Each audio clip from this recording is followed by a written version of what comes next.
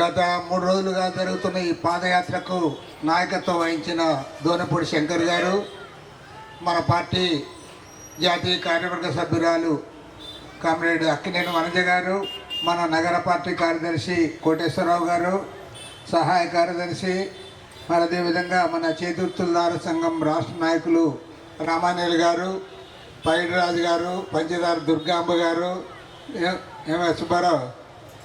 సుబ్బారావు అందరూ, దుర్గారావు అందరూ కూడా ఉన్నారు. వేదిక పైన ఉన్న మన దళిత హక్కుల పోరాట సమితి నాయకులు చెప్పమ్మ ఇద్దరా ఒకడినే అందరికీ ఈ సభలో పాల్గొంటున్న పెద్దలు, పత్రికా మిత్రులు, సోదరులు, సోదరీమణులు, ప్రత్యేకించి చాలా దూరం నుంచి వచ్చిన మన కిడ్నీ బాధితులు అందరికీ ముందుగా నమస్కారాలు. మరి ఇంతకుముందు శంకర్ చెప్పాడు, నిజంగా అంటే నేను అనంతపురం, కర్నూలు, రాయలసీమ నుంచి వచ్చిన వాడిని.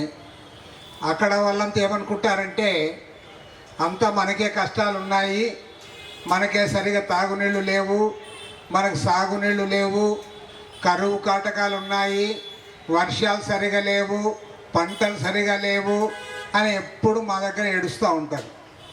కారణం ఏమంటే అది ప్రకృతి.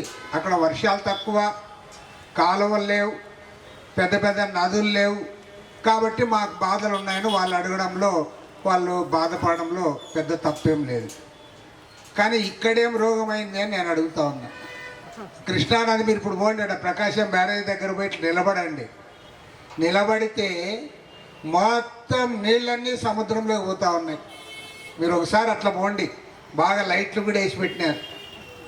లైట్ల వెలుగులో నీళ్ళన్నీ కూడా కిందకు పోతూ ఉంటే పాపం చూడ్డానికే వస్తూ ఉన్నారు చాలామంది జనాలు. అన్ని నీళ్లు పోతూ ఉన్నాయి సముద్రంలోకి.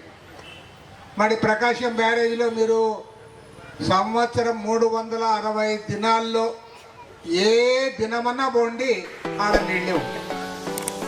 నీళ్లు లేకుండా ఎప్పుడు ఉండదు. ప్రకాశం బ్యారేజ్లో ఎప్పుడన్నా నీళ్లు ఉంటాయి అక్కడ. మరి ఇక్కడికి పక్కనే కృష్ణానదికి 20-30 కిలోమీటర్ల దూరంలో వాళ్ళు తాగే నీళ్లు సరిగా ఇవ్వలే. ఆ నీళ్లు సరిగా ఇవ్వనందువల్ల, ఫ్లోరైడ్ వాటరు తాగినందువల్ల మరి కిడ్నీ బాధితులు ఉన్నారంటే ప్రపంచం నమ్ముతుందా? ప్రపంచం నమ్ముతుందా?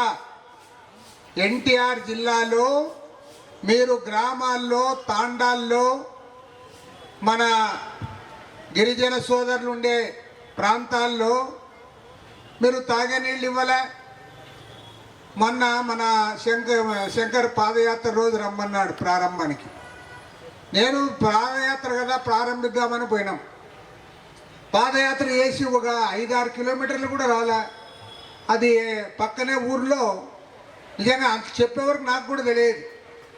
ఆ ఊళ్ళో ఒక కృష్ణారావే కదా, కృష్ణారావే అంత 30-32 ఏళ్ల వయసు, 2 పిల్లలు, వాళ్ళ నాయన కూడా కిడ్నీ బాధితుడే.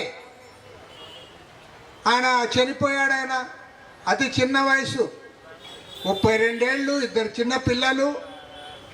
ఆ పిల్లలు స్కూలుకు పోయే పిల్లలు. వాళ్ళకు 1 ఎకరా భూమి లేదు, కూలి చేసుకొని బతకాలి. అలాంటి కుటుంబం చనిపోయింది, ఎవరు తెచ్చిస్తారు? నిజంగా ఎంత బాధాకరమని నేను అడుగుతా ఉన్నా. మంచిగా కష్టం చేసుకొని బతకాల్సిన కుటుంబము కిడ్నీ వ్యాధి పాలై వాళ్ళు వాళ్ళ కుటుంబంలో తండ్రేమో కిడ్నీ బాధితుడు, అతనికి 55 ఏళ్ళు వయసు, కొడుకేమో ఇంత పని చేసి కుటుంబాన్ని పోషించగలడు, ఆయన చనిపోయాడు. ఆ కుటుంబం ఏ రకంగా బతకాలి? ఆ కుటుంబము ఏ రకంగా, ఎవరి ఆధారంతో బతకాలి? ఆ పిల్లలు ఎట్లా చదువుకోవాలి? ఆ కుటుంబం ఏ రకంగా ముందుకు సాగాలి? కాబట్టే చెప్తా ఉన్నా. నిజంగా మా దూరంలో ఉండే వాళ్ళు అనుకుంటారు, ఉత్తరాంధ్రకు పోతే మన పైడిరాజు ఈడే ఉన్నాడు, వాళ్ళు ఏమంటారంటే అంతా మా ఇక్కడే అంత సమస్యలు ఉన్నాయి, ఆ కృష్ణా జిల్లా వాళ్ళకి ఏమైంది, గుంటూరు జిల్లా వాళ్ళకి ఏమైంది, వాళ్ళు బ్రహ్మాండంగా ఉన్నారనుకుంటారు. మా రాయలసీమ వాళ్ళ దగ్గర పోతే వాళ్ళు ఏమంటారు, వాళ్ళకేం సార్ 3 పంటలు పండుతాయి, 3 ఒక పంట కాదు అనేది మా వాళ్ళు అనేది అనడం అన్నమే. వాళ్ళకేం సార్ 3 పంటలు పండుతాయి, వాళ్ళ గురించి మాట్లాడతారే అంటారు. కానీ ఇక్కడ పోయి చూస్తే ఇవాళ కిడ్నీ వ్యాధిగ్రస్తులై చనిపోతూ ఉంటే నేను ఒకటే చెప్పదలుచుకున్నా, ఆ పార్టీ ఈ పార్టీ కాదు. గత 78 సంవత్సరాల స్వాతంత్రం కాలంలో ఈ దేశాన్ని పరిపాలించిన పరిపాలకులు, ఈ రాష్ట్రాన్ని పరిపాలించిన పరిపాలకులు, ఇక్కడున్న ఇప్పుడున్న ఎమ్మెల్యేలు, మంత్రులు, ఎంపీలు అందరూ కూడా మీరు సిగ్గుతో తలదించుకోవాలని కూడా చెప్తా ఉన్నా. సిగ్గుపడాలి మీరు. ఇంతకంటే ఘోరమైన విషయం ఒకటి ఉందా అని నేను అడుగుతా ఉన్నా. ఇవాళ జిల్లా పార్టీని మనస్ఫూర్తిగా అభినందిస్తూ ఉన్నా. ఒక ప్రజల ఎవరు పట్టించుకోని సమస్య ఇది. ఇవాళ ప్రతి పార్టీ వాడు కూడా ఎక్కడ పోతే ఓట్లు వస్తాయి, ఎవరికి మొక్కి ఓట్లు అడగాలి, ఎవరి జోబులో ఒక 1000 రూపాయలు నోటు పెట్టాలి, అవే ఆలోచిస్తూ ఉన్నారు. నేను అందరికీ అడుగుతా ఉన్నా, ఈ సమస్యలు చూడండి, ఇది పరిష్కారం చేయండి. తాగే నీళ్ళు ఇవ్వలేరా? అదేమన్నా కష్టమా? నీళ్లు లేవా? డబ్బులు లేవా? రోడ్డు మీద పైపులు కూడా వేసినారు. అది విచిత్రం. పైపుల దగ్గర కూడా ఒక దగ్గర చూసినాం, పైపులు వేసి పెట్టినారు, కానీ మీరు పనులు చేయలే. పనులు చేసి నీళ్ళు ఇచ్చింటే ఈ పరిస్థితి ఉండేది కాదు. అదేవిధంగా ఎవరైతే కిడ్నీ బాధితులు ఉన్నారో వాళ్ళందరికీ కూడా 10,000 రూపాయల పెన్షన్ ఇవ్వాలనేది కూడా చాలా న్యాయమైన డిమాండ్. డయాలిసిస్ వాళ్ళకి ఇస్తాము, మిగతా వాళ్ళు అట్టే ఉండండి, కరెక్ట్ కాదు. అందరికి కూడా 10,000 రూపాయలు ఇవ్వాలి. కాబట్టి ఏది ఏమైనా సరే మా వాళ్ళు ఇష్యూ టేకప్ చేశారు. మీరేం భయపడొద్దండి, తప్పకుండా ఈ వారంలోనే ముఖ్యమంత్రి గారిని కూడా కలుస్తాం, మీకు అందరికి కూడా న్యాయం చేయిస్తాం. ముఖ్యమంత్రి గారే స్పందించాలి, ఈ దారుణానికి ఇక్కడ ఫుల్ స్టాప్ పెట్టాలి. ఇవాళ అమరావతి రాజధాని కోసం బ్రహ్మాండంగా చేస్తూ ఉన్నారు, సంతోషం, కట్టండి. మీరు డబ్బులు లేకపోతే ఒకేసారి ప్రపంచ బ్యాంకు నుంచి అప్పు తెస్తూ ఉన్నారు, 15,000 కోట్లు అప్పు తెచ్చి రోడ్లు వేస్తూ ఉన్నారు, అప్పు తెచ్చి ఆడ నీళ్ళు ఇస్తూ ఉన్నారు, అదేవిధంగా కాలువలు తవ్వుతూ ఉన్నారు. మంచిదే చేయండి, దానికి కూడా మేము మద్దతు ఇస్తాం. కానీ ఇవాళ చనిపోతున్న వాళ్ళు, కిడ్నీ బాధపడుతున్న వాళ్ళు, వాళ్ళని ఆదుకోవాల్సిన బాధ్యత కూడా ఈ ప్రభుత్వం పైన ఉంది. కాబట్టి ముఖ్యమంత్రి గారిని కలుద్దాం, తప్పకుండా ముఖ్యమంత్రి గారిని సానుకూలంగా స్పందన వస్తుందని ఆశిద్దాం. ఒకవేళ లేదంటే మన శంకర్ చెప్పినట్లు 1 నెల టైం ఇద్దాం. ఆ 1 నెలలోగా ప్రభుత్వం నుంచి సానుకూలంగా పని జరగకపోతే చలో అమరావతి, అందరం కూడా, నేను కూడా వస్తా, అందరం కలిసిపోదాం.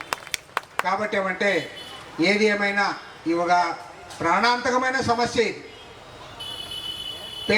ముఖ్యంగా ఎవరు ఉంటున్నారు ఇవాళ పల్లెల్లో అందరూ కూడా పేదవాళ్ళే ఉంటున్నారు. చిన్న చిన్న రైతులు, చాకలి, మంగలి, కమ్మరి, కుమ్మరి, వడ్రంగి, చేనేత లాంటి చేతి వృత్తుల వాళ్ళు, తాండా వాళ్ళు, దళితులు, అంత ఇట్లా వాళ్ళే ఉంటా ఉన్నారు.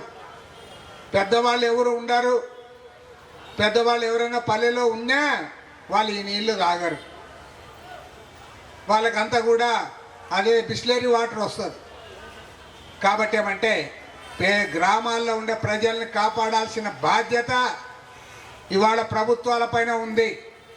మన దురదృష్టం ఏమంటే ఇవాళ పల్లెలన్నా లేదా రైతులన్నా ఏమాత్రం కూడా బాధ్యత లేని వాళ్ళు ఉన్నారు. మన ఒక ఆమె ఎంపీ, ఆమె ఎవరు సినిమా యాక్టర్ అయితే నేను కూడా ఆమె పేరు చెప్పినవాడిని కాదు. ఆమె ఇప్పుడు ఎంపీ, ఆమె అంటుంది రైతుల గురించి తిడుతుంది. ఆమె ఈ రైతులను వదిలిపెడితే వీళ్ళు మరో బంగ్లాదేశ్ చేస్తారు వీళ్ళు అని చెప్తాను. ఇట్లా వాళ్ళందరూ కూడా ఎమ్మెల్యేలు, ఎంపీలు అవుతా ఉన్నారు, వాళ్ళే మంత్రులు అవుతా ఉన్నారు. మన కర్మ. కాబట్టి ఏమంటే ఇవాళ రాజకీయాల్లో మార్పు రావాలి, ప్రజల బాగోగులు చూసేవాళ్ళు ముందుకు రావాలి. ఏ పార్టీ అధికారంలోకి వస్తే ఆ జెండా పట్టుకునే వెధవలు కాదు కావాల్సింది. ఇవాళ ఇవాళ కొంతమంది మీరు ఇప్పుడు టీవీల్లో చూస్తూ ఉంటారు పొద్దున్న నుంచి. రాజ్యసభ అంటే పెద్దల సభ. పెద్దల సభ అంటే అందరూ కూడా బాగా తెలివైన వాళ్ళు, చాలా విషయాలు తెలిసిన వాళ్ళు ఉండే సభ. ఇప్పుడు జగన్మోహన్ రెడ్డి పార్టీ అధికారం నుంచి పడిపోయింది కాబట్టి ఆ పార్టీలో ఉండే వాళ్ళంతా తెలుగుదేశంలోకి, జనసేన పార్టీలోకి, బీజేపీలోకి వస్తూ ఉన్నారు. ఏమన్నా సిగ్గుందా? సిగ్గులేని వెధవల్లారా? మీరు ఒక పార్టీ టికెట్ పైన గెలుస్తారా? మళ్ళీ ఇంకో పార్టీ తీర్థం పుచ్చుకుంటారా? డబ్బులకు అమ్ముడు పోతారా? కాబట్టి చెప్తా ఉన్నాం, రాజకీయాల్లో మార్పు రావాలి. ప్రజల కోసం పోరాడే వాళ్ళకి పట్టం కట్టాలి, వాళ్ళని ఆదరించాలి. అప్పుడు మాత్రమే ప్రజలకు న్యాయం జరుగుతుంది. కాబట్టే చెప్తా ఉన్నాం, ఇవాళ నోరు లేని వాళ్ళు, అట్టడుగు వర్గాల వారు, అణగారిన వర్గాల వారు, పేద ప్రజలు, సాధారణ రైతులు ఇవాళ గ్రామాల్లో ఉన్నారు. వాళ్ళ కోసం ఇవాళ కమ్యూనిస్ట్ పార్టీ ఈ పాదయాత్ర నిర్వహించింది.